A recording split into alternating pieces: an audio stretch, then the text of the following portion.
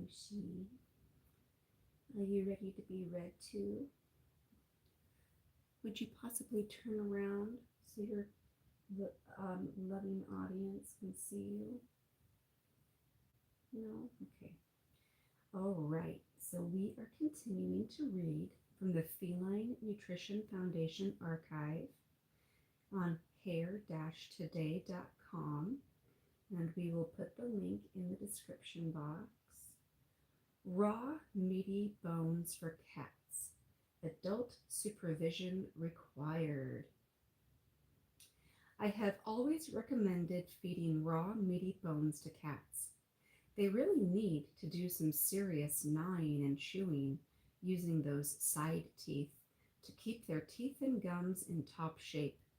If you have read my previous blog posts, you'll know about Thoden and her amazing teeth. She is over 10 years old and has been a raw meaty bone eater her whole life. Her teeth are plaque-free and the gums are in great shape. She never needed a dental and likely never will. This is how a cat's mouth should be. The scraping action that occurs when a cat uses those side teeth to slice through skin, sinew, cartilage, and small bones is what keeps the teeth clean and gums stimulated. The lack of carbohydrates also helps keep plaque at bay. It is the feeding of inappropriate food that sets a cat up for dental disease. Feeding foods that require a cat to use their teeth as nature intended can make all the difference in their dental health. I've often written that you should keep an eye on your cats when feeding meaty bones. Kitties are pretty good at not tackling something that's too much to handle, but accidents can happen, although they are rare. Just to prove my point, not really, she didn't plan it. Thoden had an incident recently while eating a bone. I feed her chicken drumsticks. She absolutely loves them. She will beg for them and thinks any bag taken from the fridge is a drumstick for her. She gets one almost every day.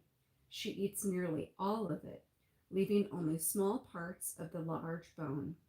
After giving her a drumstick one morning, I saw she was pawing at her mouth and acting distressed. I picked her up and managed to get her mouth open. She had a small piece of bone wedged between her lower side molars. Oh no, she couldn't fully close her mouth and there was a little blood. I pushed at it a little as best I could see if I could dislodge it, but it was pretty firmly wedged in. Plus, I couldn't really get a grip on it as I needed one hand to hold her mouth open. This was definitely going to take 3 or 4 hands. I jumped into action. Let's see if we can see you better, Smooshy. There we go. I grabbed a carrier and rushed Thoden to our vet, calling as I drove to let them know what was happening. This wasn't life-threatening, but I'm sure it hurt like hell. The heroic techs at the vet removed it in a jiffy, and there was no damage to her teeth or gums except for a small abrasion. She got some antibiotics just to be sure. She seemed to forget all about it and wanted a drumstick the next day. I waited a couple days to let her mouth heal before resuming feeding bones, but she is back to daily drumsticks now. To put this into perspective, Thoden has been eating meaty bones, including chicken drumsticks, wings, and neck, and some rabbit for a long time. To make a conservative estimate, if she got bones 3 days out of 4 for the last 10 years, that means she's had over 2,700 meaty bones. This is the first time there was ever a problem. I have had people tell me feeding bones is risky. I disagree. The benefits far outweigh the risks. Besides, Thoden can eat bones. She has never had to be put under anesthesia to get her teeth clean. I view anesthesia as far more risky than a drumstick. Keep in mind that dental disease affects more than just the mouth. Bacteria from dental disease gets into your cat's system, affecting other organs such as the kidneys and liver. The tiny risk that bones pose is a good trade-off for some protection from that harm. If Thoden had been a wild cat without someone looking after her, how would this have turned out? This sort of thing must happen to predators in nature. She likely would have managed to claw it out herself, or it would have worked itself out eventually. It would have been painful and have interfered with eating, but it wouldn't have been fatal. And then my message in telling this story is that you should understand that feeding bones is not completely risk free, but that the risk is small and the benefits are enormous. Just use some common sense and keep an eye on your bone eaters.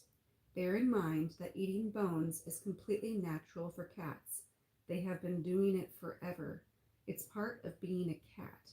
I can see that when I watch Thoden go at a drumstick. This is catness at its most elemental. Margaret Gates is the founder of Feline Nutrition and the Feline Nutrition Foundation. Next article. Answers. Are exotic meats nutritious or a novelty for cats? And then it has an image of an emu. I used to take care of emus, and my favorite was Emma the emu. She was like a dog, and I'd go in and she'd let me pet her, and she would lay down so I could just really sit down and pet her. And then she would extend her neck out really long, and she was such a sweet, sweet, sweet emu. Did you know that emus can live to be like 30 years old? They come from Australia. All right, I understand that cats need to eat a variety of different meats when being fed a raw cat food diet. Mine eat chicken, turkey, rabbit, and some pork.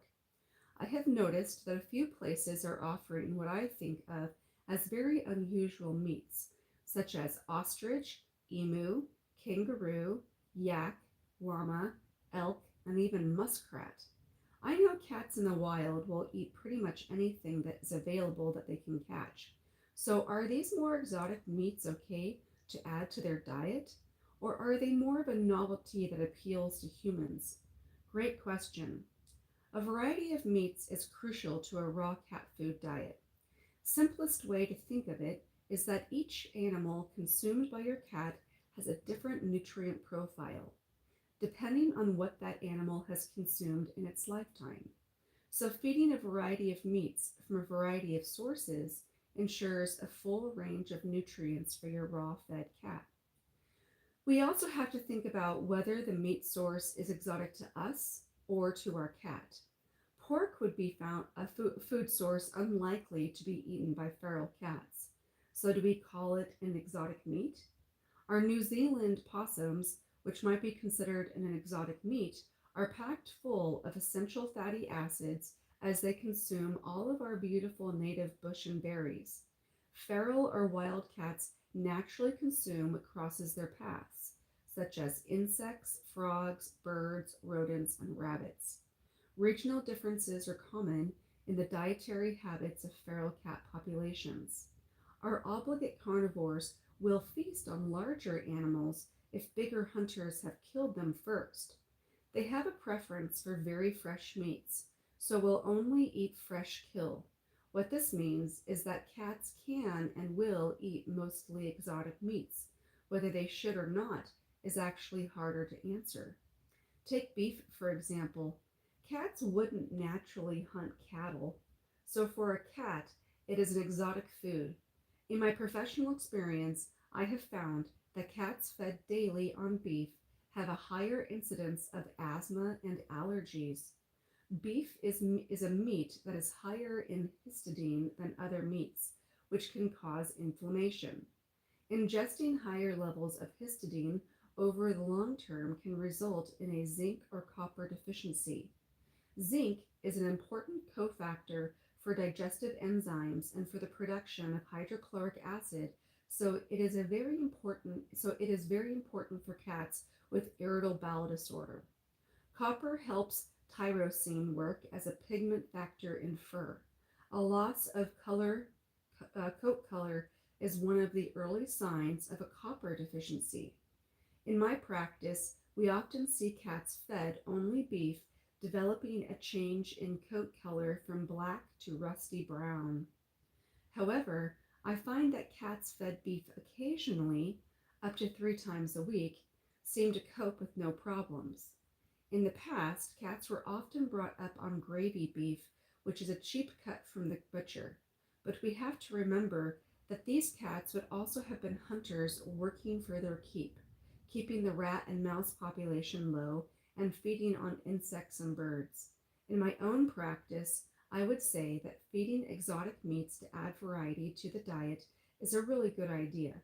Here in New Zealand, we can access wallaby, ostrich, alpaca, and possum, to name a few exotics. We don't overfeed any one source of meat. Up to 3 meals a week would be the maximum for one meat source, is a good rule of thumb. Note: Feline Nutrition provides feline health and nutrition information as a public service. Diagnosis and treatment of specific conditions should always be in consultation with your own veterinarian. Feline Nutrition disclaims all warranties and liability related to the veterinary advice and information provided on the site. Dr. Lynn trained at the University of Bristol in England and is studying with the Australasian College of Nutritional and Environmental Medicine. A dedicated and experienced advocate of bioappropriate nutrition, Lynn practices in Auckland, New Zealand. Her raw essential stores have grown to 7 retail locations, providing a variety of raw diet products for cats and dogs. And then there's these article sources. Okay. Thiamine in raw food for cats. There have been recent recalls of thiamine deficient canned cat food. Is a raw cat food diet safe from being deficient since it's not cooked? In the past 5 years, there have been many recalls of commercial pet foods for various reasons. 5 of these recalls have been related to the diets being deficient in thiamine, also known as B1, vitamin B1. At least 3 of these recalls include canned food. None of these has been a raw commercial diet.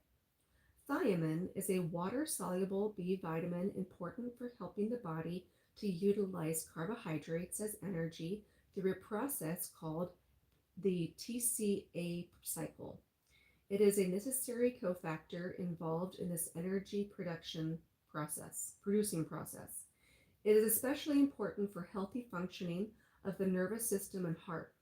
Deficiency of thiamine can cause neurological signs, abnormal heartbeats, and gastrointestinal signs. Thiamine is naturally found in various food sources, some of which include whole grains and vegetables, legumes, and brewer's yeast, but is also present in muscle tissue of animals, particularly in the liver and heart. The mere presence of thiamine in a food may not correlate with its activity or bioavailability. Several factors may affect the bioavailability and or activity of it in processed foods. As much as 50% to 100% of the thiamine present in raw meat can be inactivated by one or more of the following processing methods: heat, high amounts of sulfur-based food preservatives, for example, sulfur dioxide, and certain thickening additives in canned food, which may alter the pH of the food. Raw cat food is not exposed to heat as canned and dry diets are. Therefore, the thiamine in these diets remains intact.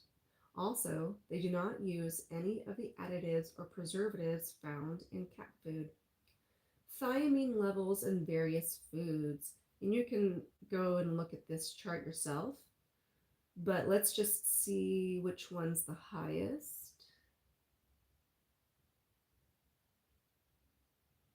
Looks like the highest is raw pork loin. And then which one looks like it's the lowest?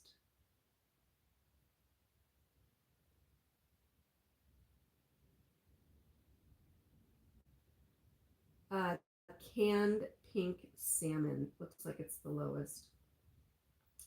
As obligate carnivores, cats are unable to produce adequate amounts of thiamine and therefore need to consistently consume it in their diet. Cats require 3 times as much of it in their diet as dogs. The recommended daily allowance of thiamine per day for cats is 0.33 milligrams. Note that this is for an approximately 250 kilocalorie diet, which is about what a 9-pound cat would eat per day. I think that's you, Smooshy. I think you're a 9-pound cat. Yeah. A cat will typically eat about 4 to 5 ounces of meat per day. As you can see from the chart, you can easily meet the minimum recommended daily allowance for thiamine by feeding a variety of meats and including heart and liver. Plus, you can be certain that the thiamine in this diet has not been inactivated by processing. Many commercial raw cat food meals either contain significant amounts of liver and heart or may have added nutrient supplements. There are certain species of fish and shellfish that can contain an enzyme called thiaminase, which inactivates thiamine. However, the species known to contain this enzyme is generally not used in any of the commercial raw meals. Most of the fish in these commercial products is either salmon or cod, which do not contain thiaminase. For a complete list of fish and shellfish that do and do not contain thiaminase, you can turn to this website. Raw cat food diets also have little to no carbohydrate content. This type of food requires less thiamine because there is little to no need for carbohydrate metabolism and therefore much less requirement for the enzyme involved in the TCA cycle. High carbohydrate diets, such as most dry and canned cat foods, require more thiamine as it will need to be used in large amounts in an attempt to metabolize the carbohydrates. The bottom line is that raw cat foods are safe when fed properly, either by using a commercially prepared and balanced meal or by diligently making sure to take the steps to balance a homemade diet either through use of individual supplements or prepared premixes intended for use with raw meat. I encourage anyone considering raw food for cats to take the plunge. You will see some amazing changes in your kitty with proper cat nutrition. And it has the disclaimer we've already read. And then Dr. Eliza Katz, Doctor of Veterinary Medicine, is a graduate of Ohio State University and practices in Illinois. And then it has these article links. And then we got one person watching. Okay. Here's the next article, which is, oh no.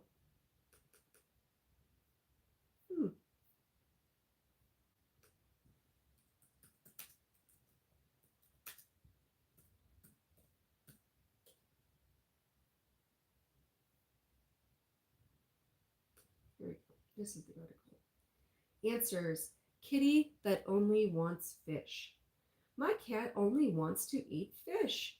Can I feed her a diet that is mostly fish, or should I try to limit how often I feed it? Fish contains thiaminase, an enzyme that destroys thiamine, which is vitamin B1.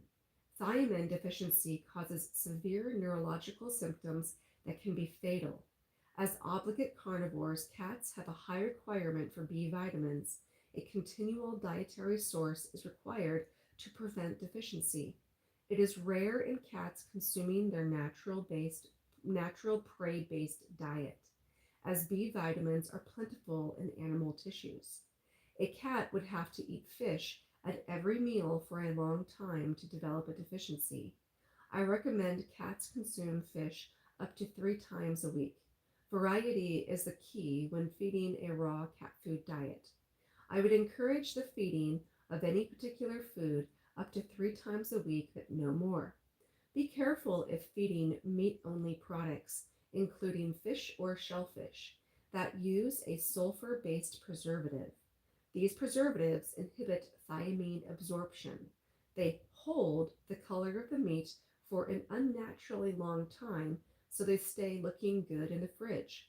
The preservatives can also trigger asthma in cats. Products marked for pets, for example, commercial fresh pet meat, pet mints, or processed manufactured pet food rolls, may contain sulfite preservatives, so check the labels carefully. Thiamine deficiency can readily occur when cats are fed a diet containing sulfite preservatives. The essential fatty acids in oily fish are beneficial for cats, particularly those with chronic inflammatory health issues. It is a good idea to include oily fish in raw food for cats up to 2 to 3 times per week. Tinned tuna is not the best source, so try sardines canned in water instead. They are less likely to pose a heavy metal risk than predatory fish such as tuna. And I have to add, when they say oily fish, they don't mean canned fish that was packaged in olive oil. They mean fish that itself is very oily. You don't want anything canned in any oils. If you are feeding fresh caught fish, you should freeze it to an internal temperature of 20 degrees below Celsius or 4 degrees below zero for Fahrenheit for at least 7 days to kill any parasites that may be present. Home freezers are usually between minus 17 to minus 12 degrees Celsius, which is not as low as the recommended minus 20 Celsius, 0 to 10 degrees Fahrenheit, which is not as low as the recommended minus 4 Fahrenheit. So home freezers might not be cold enough. Commercially caught fish are almost always frozen during transport, with processing to temperatures low enough to kill any parasites present. And then it has the disclaimer, and this article was written by Dr. Lynn Thompson, who is the one who practices in Auckland, New Zealand. All right, well, I hope you all have a wonderful day, and we read some more articles for Smooshy to enjoy as we learn about feline nutrition. Have a wonderful day.